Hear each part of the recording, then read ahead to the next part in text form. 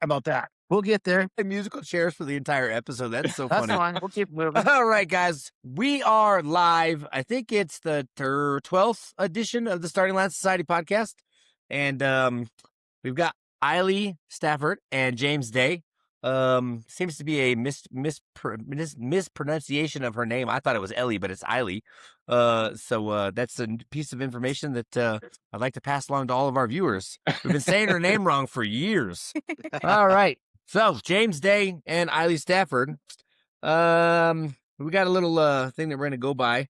We're gonna start with the hook. Obviously, I've already introduced you guys, but a lot of people would call you guys, I don't know, a power couple in drag racing just because you guys have driven so many cars and done so much stuff. I mean, James, you've driven a bunch of cars since the first time I ever heard your name. The Burkholder Brothers Fuel Altered. I mean, you've driven a bunch of cars, and Eily, you've also driven a nostalgia rear engine dragster. Now you're driving the California Hustle funny car, which is pretty cool. And I've heard a lot of people refer to you guys as a power couple. Who actually coined that first, the power couple? Do you guys have you guys ever heard that term used around you guys? Not sure who started it. It's definitely been said a bunch, but it's we both love this sport so much, and we're both so supportive of each other. She comes to my race, she'll help me do the clutch on the car, and I'll help her do the clutch or whatever we need, to get through the weekend. We got each other's backs, so it works out well. One question that I have for you guys: have you guys ever raced each other? No, not yet. We've been close a couple of times, but hopefully someday. That'd be a lot of fun. So she's driving the funny car one weekend, and I'll be driving a fuel altered that weekend. And we'll flip flop. She's driving fuel alters while I'm driving funny cars, and it's just crazy. But we haven't quite made it happen yet. Well, you would have to set it up for each one of you, right? Tear her down, stick her in, get on the line, and then after she's done, tear her down, stick you in it, put it on the line. That'd be kind of we try to a crazy thing. That'd be high How many- competitiveness. How many cars have you driven since you started driving, James? Oh my gosh. Honestly, I've lost count. At one point in my career, I was driving 6 different cars for 6 different teams. Yeah, it's got to be it's got to be close to 100 by now, I would think. It seems like it. Ah, dang. 100? But, from crazy. alcohol, Eily, how many? Alcohol funny cars, the alcohol dragsters, the big show funny cars, the fuel altereds, front motored top fuel cars, nostalgia funny cars. It just have helmet, will travel. You just want to do it so bad, you jump in whatever's available. Yeah. Are you the type of racer that will travel to a race with all of your fire suit ready to go in case somebody needs a driver? We've definitely done it. And the one time I didn't do it was Las Vegas last year. And I got called into action to drive the California Hustler when their driver got sick. And I had to borrow Buddy Hull's fire suit, Ron Caps's helmet. You just thank God for friends in high places, and we put it all together. So it's that whole adage, like, if you don't have a raincoat, it doesn't rain. I didn't bring my fire suit and my gear, and I needed it. So Eily, the last time we went to Indy, she took all of her stuff with her, So you just, if you want to do it bad enough, you should come prepared because you never know. Well, it's funny. I had Ryan Hill and Paul Miller on the podcast. I think it was last week or 2 weeks ago, before the Funny Car Chaos race at Summit Motorsports Park, and Paul was talking about how he fell out of the trailer and hurt his knee or something, and the plan came to fruition that if he needed him, Ryan Hill was ready to drive, the Oliver and Miller Fuel Altered. So I'm sure that it happens more often than not. I know that Lyle Greenberg travels with his stuff just in case somebody needs a driver, or if the plan ever comes to fruition. But if I was driving something like that, I definitely would carry my stuff with me just in case somebody wanted to have me drive their car. Have you? How many times have you guys driven the same car? Like, I know that you've driven the California Hustler. She drives it now, but is that the first time you guys have driven the same race car, or has that happened before? Yeah, I think that was pretty sure that's the only one time that's happened, and I couldn't be happier that she got the ride in that car. Don Nelson and Dale Murray and all those guys are fantastic, and they're taking good care of my girl. So even when I'm not at those races, I know she's in good hands. And that's always a plus, especially when it comes to a wife. Eily, one question I did for you: how did you get involved in drag racing, and how did you get involved in? I know you were driving the Bjorn Auto Center front motor rear engine dragster. Yeah, Mark Verhone. Yeah. I went to a race when I was 12. Yeah. I didn't have any family ties to the sport. I just went to a race and fell in love with the sound, the speed, and the smell. So I decided to pursue it. So I waited till I was 16 and got my driver's license. And I went and got my first NHRA license at Frank Colley's drag racing school. And then I just slowly worked my way up the ladder since then, last 23 years. And you got an automotive degree too. So it seems like Yes. your plan has always been in to be in the car. Yeah, Yeah. Holy whatever it crap. takes. Did Yep, Corey do his it's homework? Hey, way to go, man. Yeah, she you- graduated with honors, man. Did you do Yeah. some homework, Corey? She's better than Paul. Wait, which she's Paul? smarter Me than or Big 90% Paul? of the guys out there. I just said Paul. You know what? I would have to agree with you on that. Like I said, she's driving a 250, 260 mile an hour top fuel funny car, which is pretty cool. You Yeah. know, I'd never want to go that fast. I just like working on them and all that stuff. But any aspirations between the two of you to drive? I mean, James, obviously you've driven big show cars. Eily, do you think that you'll ever jump into a big show car? Yeah, that's always been the dream. So that would be amazing. We'll just have to see what the future holds. It takes a lot of sponsorship dollars, and I'd love to get back in the pro car, and now the big push is to help her realize her dream to get into pro cars. I've been fortunate enough that I can say I did it. It'd be nice to get back to it. But we're having a great time with the Say It Loud team and Red Line Oil and everybody that supports us over there. TJ Say and John Brewer and the guys are giving me a great race car, and we're having a lot of fun in the meantime.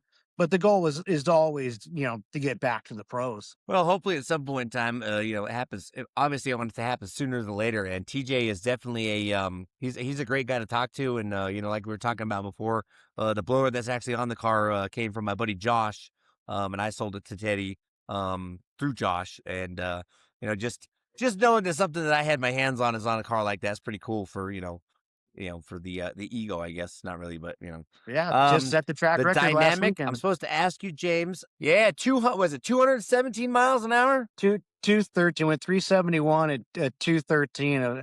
Over 100-degree temperature at corrected altitude was 6,700 feet at Penwell Nights Raceway. So pretty cool, a lot of fun. Glad we Yeah. could beat the War Yeah, Wagon. They had a 5-year holding that record. And so now we've got it. So hopefully we can hold on to it for a few more years. I was there the night Keeban broke that record. Those That guys was are a good night. awesome. Yeah. But yeah, hey, shout out to Gary Gardenhire, man.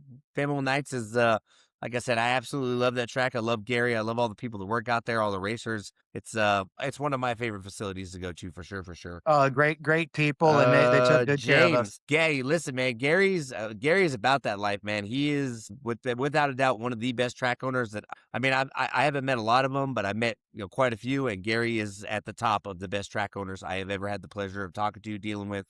If I'm out there and I need something, Gary takes care of it without question. Love going to Pinwheel Nights.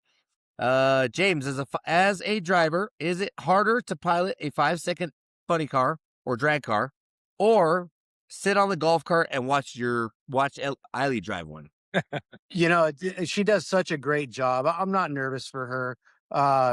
Yeah, I probably should be more nervous for myself. I'm a kamikaze pilot where she's completely methodical. It looks like she's just come from doing yoga when she gets in the car. So she's so calm, cool, and collected. But I mean, obviously, it's it's your love of your life sitting in that rocket. And like I said, with Don Nelson and Dale Murray taking care of her, that takes all the nerves away. So that's a good group of people. I couldn't be more thrilled for Eily to be a part of it, and it definitely takes a lot of the nervousness away from me. Well, her motto is what? Life is short. Make sure you live. So That's it, right. it sounds like she's Yeah. really methodical and like, oh yeah, this is what's going to happen because I got a future. I got to get down the road to what I really want to be in. That one. Which car would it be if you had to Which pick one? to drive for a team or something like that? Which car would it be? You want to go big show funny Eily. car or top fuel? Oh, I don't know. That's so hard. I mean, the Ooh. dragsters are the king of the sport, and that would be amazing. I don't know. All the stuff that I've driven has been front motor, so I think I would love to do a funny car. Now I'm nervous. Oh Yeah. yeah. Well, you drove the orange car, the nostalgia car. That was rear motored, right? Yes. I drove actually 2 different dragsters for Mark Borhone out of Paso Robles. It was the orange car in 2022, and then the red car that we won the March meet in 2023. It was rear engine Oh, car. right. Yeah, I remember you won the March meet. Was that the same year that Lyle won the March meet in in Famoso? I think it was the year before. Yeah. Lyle Or did it the maybe year that was the before. year In after. 2022, Yeah. and then we got it in 23. Yep. Yeah. Yeah, that was really special. It says, yeah. Well, I mean, winning the March meet is, I mean, not necessarily the pinnacle of NHRA drag racing, but it's definitely the pinnacle of nostalgia drag racing, for sure, for sure. So, Absolutely. Absolutely. like I It's said, been an having that honor to trophy win on it. your shelf, obviously, yeah. So, both of you guys have won that race. I've won it twice. Once in Gary Turner's Nostalgia Funny Car, and then once in John and Roxy Herdzig's The Tramp, fuel altered.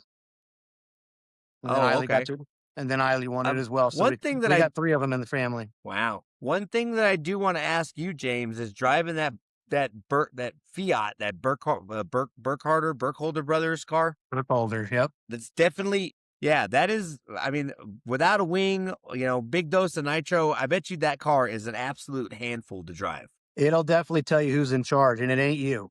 So you just you push it as far as you think you can and hope for the best. It's a fuel altered. It's supposed to be. I love beating up on the winged cars. Because the winged cars are like driving real fast Barca loungers. When you get behind the wheel of that wingless fuel altered, it literally takes everything you got. It's like driving a 240-mile-an-hour sprint car. So it's a lot of fun. And Harry Burkholder is still involved in the car, and Bill Wyndham allows me to drive it, and it's just a ton of fun. It takes you back to the original days, and where it really was. It's teeth, hair, and eyeballs. You don't know if it's going to go left, right, up, down, backwards, over the guardrail. You just don't know. So that's what makes it fun. I think that's the whole point. And, wanting to drive a fuel altered, you never know what they're going to do. They're, wild, crazy, psychopath machines that, like I said, you got to have a big set of cojones to drive a car like that, especially, like I said, with no wing. And I watched Lyle drive his fuel altered at Bandamere without a wing on it, and he said it was almost impossible to steer. So, I don't know if this is correct or not. It says Eily taking the seat of one of the most famous heritage funny cars in drag racing history, which would be the California Hustler. And then it says that you spent 22 years looking down the open nose of a dragster and altered. Describe the exact physical and mental shift for the first time they dropped the fiberglass body down on the funny car, completely cutting off your peripheral vision. I don't know how to describe it other than it's probably one of the coolest things I've ever driven. I had this sense of like calmness the first time they put the body down, and I was like, I don't think it can get any cooler than this. And then you got to go out and you got to do a huge smoky burnout, and you get it back and be like, okay, it can't get any cooler than this. And then you go out and you get it shifted, it winds up, it's so awesome. And then you turn off and you got to climb out the top of it. It's so cool. But yeah, it actually took me a little bit to get used to, I come from index racing. So I was looking over my shoulder at, 1,000 feet trying to figure out where the other car was. So the first couple of, elimination rounds, I was like, I really had to tell myself, like, I don't have to focus on that anymore. I can't see anything anyways, but that took a minute. Yeah. It's that bracket racer mentality that sticks with you, especially if you start out bracket racing. It doesn't matter. Even when I'm driving down the freeway, I'm like looking over my shoulder and I'm like, oh, here he comes. Exactly. So it's that bracket racer mentality that sticks with you. And I don't think that it'll ever leave, somebody who started out bracket racing. It's just one of those things, especially trying to teach my kids how to drive junior dragsters. And I'm telling them, like, when you look over your shoulder, like you gotta make it quick, but you always want to know where they're at when you're going down the track. That way, you know what your next move is. Yes, exactly. Yeah. See, and this is where I'm confused about the information that I gave you, because it was talking about Don Nelson's prominent team back in the 70s. And I think it was talking about the guy from the Eagles. Like I said, AI is smart, but it's not that smart. Not yet. Court topic: James' reputation as a driver who can hop into any seat and get it down the track, and the unique culture of the Heritage Series. James, you have driven iconic cars like the LA Hooker. Ask how you adjust your driving style when it comes to driving, like I said, going from a fuel altered to a funny car to a dragster or whatever you're driving that particular weekend. How do you manage the driving styles and the way you have to, do things, in each one of these cars? The Marines have a saying: improvise, adapt, and overcome. It's every car is laid out different. They're all different sizes. So you just you just have to figure it out. You got to stay calm, cool, collected, and just believe in yourself. You know how to do this. Things might be in different places or this and that. So usually the first run, I'll talk to myself out loud. Like, hey, fuel pump levers a little further forward, or the parachutes are in a different spot, or whatever it is. Reverser levers are always different, or I can barely get to it because the last guy was a foot taller than me. So you end up just dealing with it, and you just got to stay calm, cool, and collected. So, which is tough for me, but you want to do it so bad, you don't care what the circumstances are. You just got to figure it out. So, from jumping like Right. one year I drove Dale Poldy's War Eagle at a race, then jumped into John Lindsay's Big Show funny car, and then drove the Foothill Flyer front motor top fuel car back to an injected nitro car, back to the Big Show car. You really got to have your head screwed on tight, and it's kind of like driving two cars at the same event. Both Yeah. Eily and I have done that. You make a lap and you jump out of one car. Now you got to jump into something else. I go, okay, time out. Which car am I driving? What's my shift points, or what am I doing here? So you really got to stay focused even under pressure. Wait a minute. You're bouncing all through these things. What is your wildest moments that you ever had in racing? Because Oh, you're talking geez. about hitting all these different cars, but what is your wildest for Well, I you mean, and like Eily? there's been severe highs and severe lows. We've been on fire. We bounced the Burkholder Brothers fuel altered off the guardrail once because the chassis broke. My first initial run in fuel altered, it Oh. broke the transmission. I got oiled in, Yeah. switched lanes. I was like baptized into the fuel altered First class. run. So once you step into Oh, On the nitromethane, first you just run. don't know. Oof. Eily. Oh, Yeah. Nitromethane, man, it's a real game changer. So it can build your ego up, and it can take your ego with you real quick. So, but I've been through it all. Like I said, we've had some major fires in the Big Show funny car. We've won some major events, and and somewhere in between, it's all fun. So you just learn to take it all yeah. in stride. I'd like to contrast your entries into the sport. Eily, obviously, you fell in love with the sport at 12, from a pure sensory overload. And James, you were born into it. I was. Been around it your whole life. Why does nostalgia drag racing hold a magic that modern NHRA professional classes sometimes miss? Go ahead.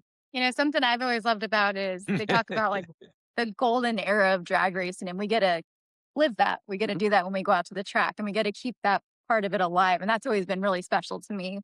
And the cars have so much style still, whether it be a sea gasser, a nostalgia limiter, one car, or a funny car, you can still tell the bodies apart.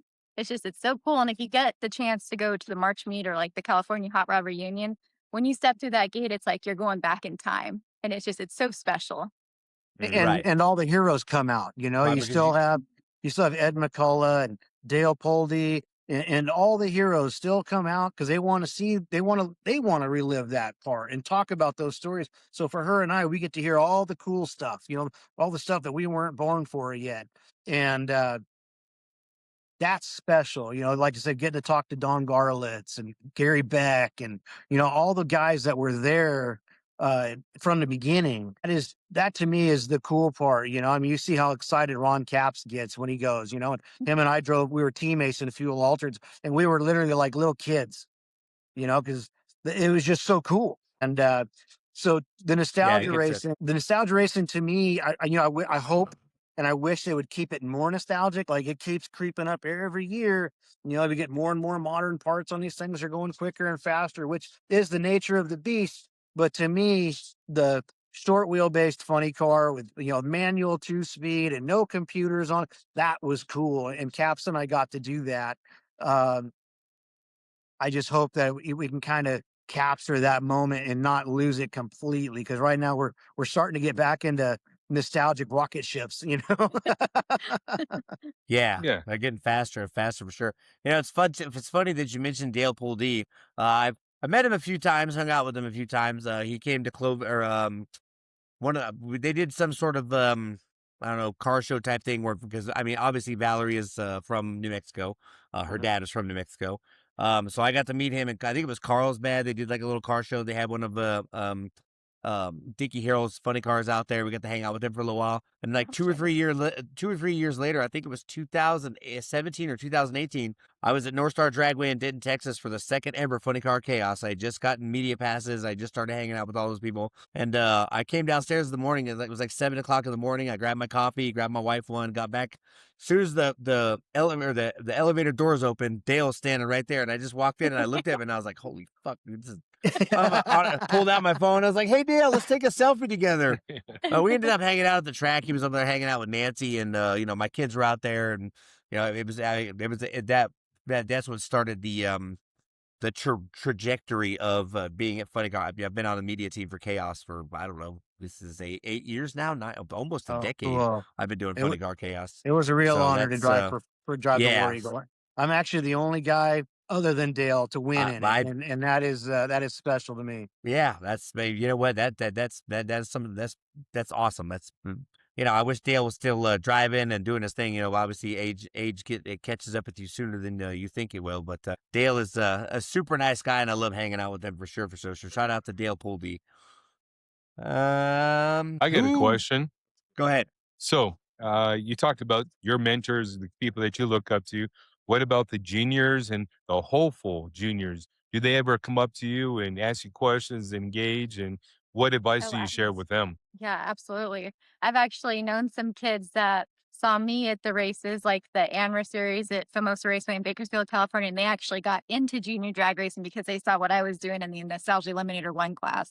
That's always really special. And I've helped people learn how to drive nitro cars, and you always try to pay it forward, and help the next future out. You see people that truly have a passion for it and the desire, and I love helping those people. And no matter of age or whatever, from the kids to the older guys that are just getting started later in life, but you can see they truly love it and really want to do something. I'll gladly help those people. Right on. All right, so we're gonna have ourselves a little lightning round here. I want you guys to answer as fast as possible. Uh-oh. All right, we're gonna fire these off to both of you. You guys can each answer. You guys ready? Go for it. Who has the sharper reaction time on the tree right now?